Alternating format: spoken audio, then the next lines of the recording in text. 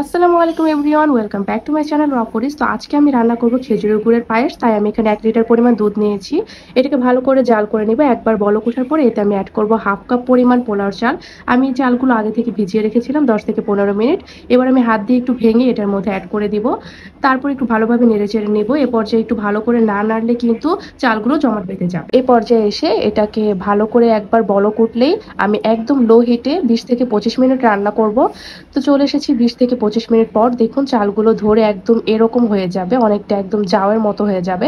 এই পর্যায়ে কিন্তু একটু শক্ত থাকলে যখন খেজুরের গুড় অ্যাড করব তখন কিন্তু এটা অনেকটা শক্ত হয়ে যাবে। তো এটা ভালো করে সিদ্ধ করে নিতে হবে চালগুলো। এবার এতে আমি অ্যাড করব কিছু এলাচি আর দারচিনি। আমি এটা প্রথমে দিতে পারতাম, কিন্তু প্রথমে দিলে একটা স্ট্রং ফ্লেভার আসে, যেটা আমার ভালো লাগে না, তাই আমি একটু লেট করে দিলাম। তারপর এতে আমি অ্যাড করব হাফ কাপ পরিমাণ খেজুরের গুড়। এটা আমি আগে থেকে পানি দিয়ে জাল করে নিয়েছিলাম, সামান্য একটু পানি দিয়ে। তারপর আমি এটাকে ঠান্ডা করে নিছি। আর এরপর আমি দুধের সাথে অ্যাড করে দিলাম। এই পর্যায়ে কিন্তু চুলার হিটটা একদম লো রাখবেন, নয়তো কিন্তু দুধটা ফেটে যাওয়ার সম্ভাবনা থাকবে।